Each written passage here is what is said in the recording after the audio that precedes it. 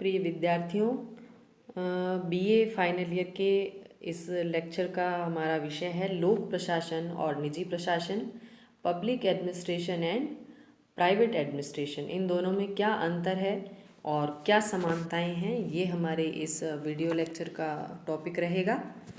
तो इसमें सबसे पहले मैं आपको रिकॉल करते हुए फिफनर ने जो प्रशासन की परिभाषा दी है उसको पुनः याद दिलाना चाहूँगी। प्रशासन कहते किसे हैं? प्रशासन वांछित लक्ष्यों को, यानी जो डिज़ायर्ड गोल्स हैं हमारे, उनको हासिल करने के लिए हम कुछ लक्ष्य निर्धारित करते हैं। उन लक्ष्यों को किस तरीके से हासिल करना है, उसके लिए क्या क्या हमें संसाधन चाहिए और किस तरह के प्रयास करने हैं। तो वांछित लक्ष्यों को हासिल करने के लिए किया जाने वाला मानव और भौतिक संसाधनों का संगठन और निर्देशन है। ये परिभाषा फिफनर ने दी है प्रशासन के बारे में, प्रशासन किसे कहते हैं। तो इसके बाद हमें देखना है लोक प्रशासन और निजी प्रशासन में क्या अंतर है और क्या समानताएं हैं। लोक प्रशासन वह है जो सरकारी परिवेश में काम करता है, यानी किसी स्कूल का प्रशासन, तहसील का प्रशासन, एसडीएम मुख्यालय का प्रशासन, ये सभी प्रशासन लोक प्रशासन का हिस्सा है।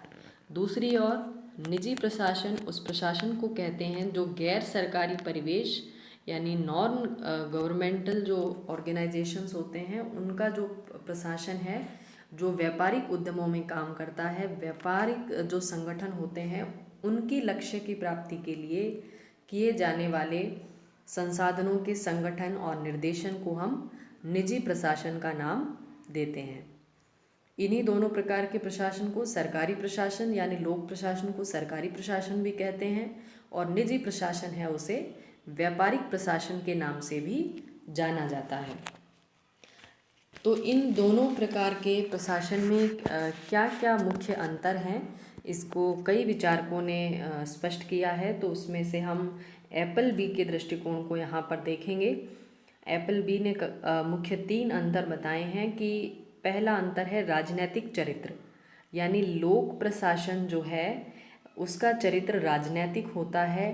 राजनीतिज्ञों के द्वारा या सरकार की व्यवस्थापिकाएं जो हैं उनके द्वारा निर्धारित किए जाने वाले लक्ष्यों की पूर्ति लोक प्रशासन के माध्यम से की जाती है।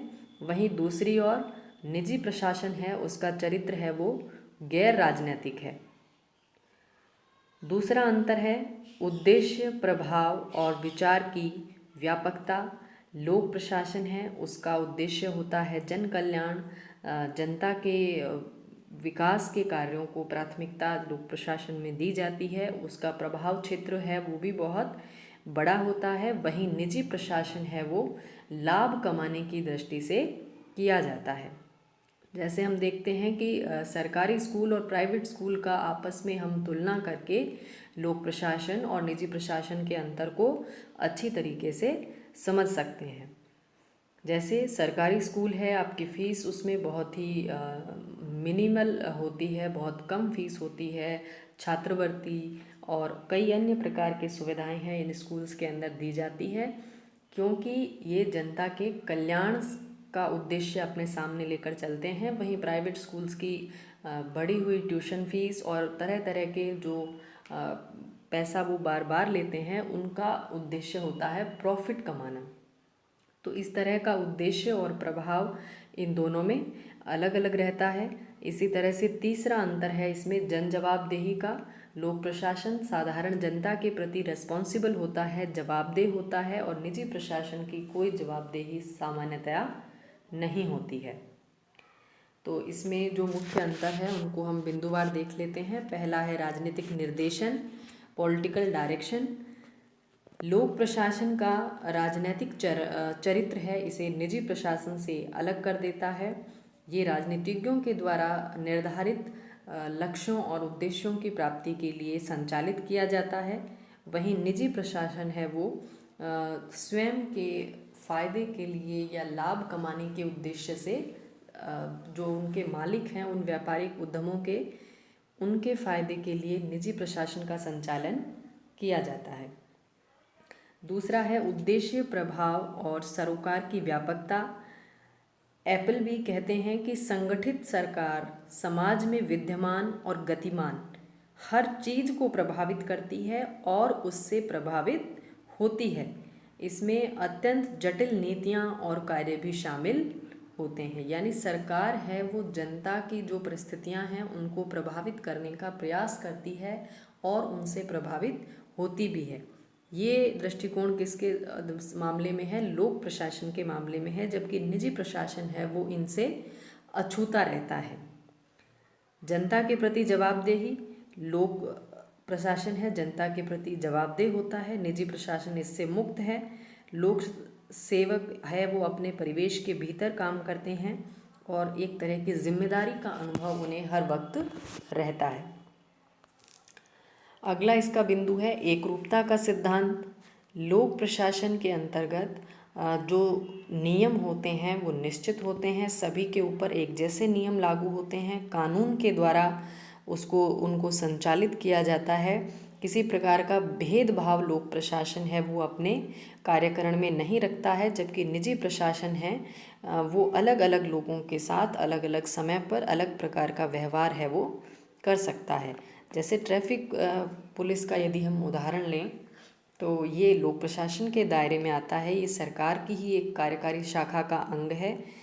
यदि हेलमेट ना पहनने पर एक व्यक्ति पर 500 और दूसरे के ऊपर 1000 रुपये का फाइन लगाया जाए तो जनता है वो उसका विरोध करती है, क्योंकि लोक प्रशासन है उसके नियमों में एकरूपता है वो होनी ही चाहिए। वहीं निजी प्रशासन है उसके लिए एकरूपता, यूनिफॉर्मिटी है उसकी आवश्यकता नहीं है।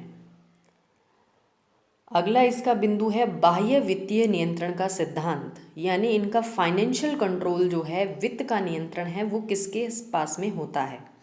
वित्त के बिना आप जानते हैं कार्यकारी शाखाएं हैं वो अपंग हो जाती है, एग्जीक्यूटिव फंक्शंस हैं बिना पैसे के नहीं हो सकते। तो लोक प्रशासन का वित्त जो है उसका नियंत्रण कौन करता है? विधानमंडल के द्वारा उसका नियंत्रण होता है। विधानमंडल समय समय पर अलग अलग कार्यों के लिए बजट जारी करता है और उसके बेसिस पर ही लोक प्रशासन काम करता है।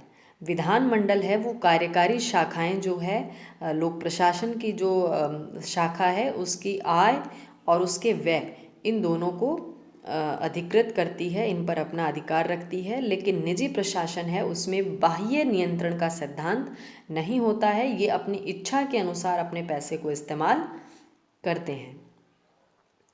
अगला इनमें महत्वपूर्ण अंतर है सेवा प्रेरणा का सिद्धांत। लोक प्रशासन की पहचान है वो सेवा से है। इसका उद्देश्य है जनता की सेवा करना, समुदाय का कल्याण करना। लेकिन निजी प्रशासन है उसकी पहचान है लाभ कमाना, न कि समाज सेवा। इनका उद्देश्य है किस तरीके से अधिकतम लाभ है उसको कमाया जाए। अगला अंतर है लीगल फ्रेमवर्क, कानूनी ढांचा। लोक प्रशासन है वो एक कानूनी ढांचे के भीतर रहते हुए काम करता है, नियम और कायदों का पालन इनके लिए आवश्यक है। और निजी प्रशासन ऐसी किसी भी सीमा से मुक्त होता है और इनके कामों में पर्याप्त लचीलापन है वो पाया जाता है। फिर है ये किस तरीके के काम करते हैं, नेचर ऑफ देयर वर्क, कामों की प्रकृति, कार्यों की प्रकृति क्या है। लोक प्रशासन है उसकी गतिविधियां हैं वो बहुत व्यापक होती है, पूरे समाज को वो अपनी गतिविधियों से जोड़ने का प्रयास करता है और इसके द्वारा लोक प्रशासन के द्वारा की जाने वाली गतिविधियां हैं वो समाज के अस्तित्व के लिए आवश्यक और अनिवार्य होती है। ठीक है, जैसे वाटर सप्लाई है, एजुकेशन है, रोड्स है ना। तो इस तरह की सभी सेवाएं हैं वो समाज के अस्तित्व के लिए आवश्यक है और इन सब की पूर्ति है वो लोक प्रशासन के द्वारा ही की जाती है, निजी प्रशासन के द्वारा नहीं की जा सकती। इसके अलावा लोक प्रशासन के काम हैं वो कभी कभी ऐसा लगते हैं कि एकाधिकारी प्रवृत्ति के हैं, इनमें मोनोपोली पाई जाती है। यानी कुछ कार्य तो ऐसे होते हैं जो लोक क्षेत्र में भी है, पब्लिक सेक्टर में भी है और प्राइवेट सेक्टर में भी है। जैसे हम सरकारी स्कूल भी देखते हैं और प्राइवेट स्कूल्स भी हैं, सरकारी हॉस्पिटल है और प्राइवेट हॉस्पिटल्स भी हैं। लेकिन कुछ कार्य ऐसे होते हैं जो सिर्फ लोक प्रशासन के ही क्षेत्र में आते हैं, प्राइवेट हाथों में वो काम नहीं होते, तो उन्हें हम एकाधिकारी प्रवृत्ति, मोनोपोली नेचर वाले काम कहते हैं। जैसे कि डिफेंस या रक्षा के जो मामले हैं वो सिर्फ लोक प्रशासन या फिर सरकारी प्रशासन है उसके अंतर्गत आते हैं। निजी जो प्रशासन है उनको उन कार्यों में हस्तक्षेप की छूट नहीं है। इसके बाद है अनामता। अनामता यानी लोक प्रशासन है, उसके अंदर किसी व्यक्ति के नाम से कोई कार्य नहीं हो रहा है, वो कार्य है वो सिर्फ उस पद के ही कार्य हैं। जैसे ब्लॉक मुख्यालय पर जो काम किए जा रहे हैं वो एसडीएम के नाम से हो रहे हैं, तो वो एसडीएम एक पद है। किसी व्यक्ति कोई उस व्यक्ति उस पर आए या जाए, उन कार्यों पर कोई विपरीत प्रभाव नहीं पड़ना चाहिए, ऐसी लोक प्रशासन की भावनाएं होती है। फिर है प्रभावितता, यानी ये काम कितने इफ़ेक्टिव है, इन्होंने कितना लोगों को प्रभावित किया है, इसका मापन है। ये भी दोनों क्षेत्रों में अलग अलग होता है। लोक प्रशासन है उसमें काम कितना इफ़ेक्टिव है इसको नापने के कई तरीके हैं। पहला तरीका है कि उसने लोगों के जीवन स्तर को सुधारने में क्या योगदान दिया है।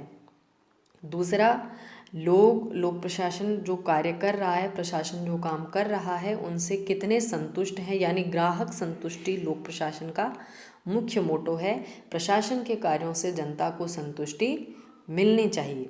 और तीसरा काम है कि प्रशासन ने जो कार्य किए हैं उनमें क्या कमियां रही है, उनका मूल्यांकन किया जाए और आगे के अपने जो निर्णय हैं उनको ठीक करने का प्रयास है वो किया जाए। लेकिन निजी प्रशासन है उसमें ये सभी लगभग गायब होते हैं और उनका जो प्रभावितता का क्षेत्र है वो बहुत ही सीमित होता है। बहुत ही कम लोगों के ऊपर ही उन्हें अपने कार्यों की प्रभावितता का मापन करना पड़ता है, जबकि लोक प्रशासन में संपूर्ण जनता है वो इस दायरे में आती है। तो ये मुख्य अंतर थे लोक प्रशासन और निजी प्रशासन के, जिन पर एक छोटा प्रश्न है वो बनता है। इसके बाद है इतने अंतर होने के बावजूद इनमें कुछ समानताएं भी है। जैसे दोनों ही प्रकार के प्रशासन में योजना बनाई जाती है, संसाधनों का संगठन किया जाता है, उनके कार्यों का समन्वय और नियंत्रण करने जैसी प्रबंधकीय तकनीकें हैं दोनों में ही अपनाई जाती है। दोनों में ही वित्त है उसका हिसाब किताब रखा जाता है, आंकड़ों को इकट्ठा किया जाता है। उच्चा नीच क्रम यानी हायरार्किकल जो सिद्धांत है हायरार्की का, कि अधिकतम निर्णय है वो ऊंचे अधिकारियों के, ऊपरी अधिकारी है वही लेते हैं और नीचे के लोग हैं वो उनको फॉलो करते हैं। तो इस सिद्धांत का भी दोनों प्रकार के प्रशासन में इस्तेमाल होता है। संगठन और कर्मचारी वर्ग तथा वित्त संबंधी समस्याएं, ये सभी समस्याएं भी दोनों प्रकार के प्रशासन में होती है। कर्मचारियों की विभिन्न मांगें, सुविधा के लिए उनका प्रयास, ये दोनों ही प्रकार के प्रशासन में पाया जाता है। दोनों के बीच की समानता इस बात से प्रदर्शित होती है कि दोनों के कर्मचारियों, प्राइवेट एडमिनिस्ट्रेशन और पब्लिक एडमिनिस्ट्रेशन, दोनों के कर्मचारियों की अदला बदली भी होती है। जैसे हैदराबाद स्थित administrative staff college of India लोक और निजी दोनों ही प्रकार के कर्मचारियों के लिए ट्रेनिंग प्रोग्राम है उनको आयोजित करता है। तो ये थी दोनों प्रकार के प्रशासन में पाई जाने वाली समानताएं। धन्यवाद।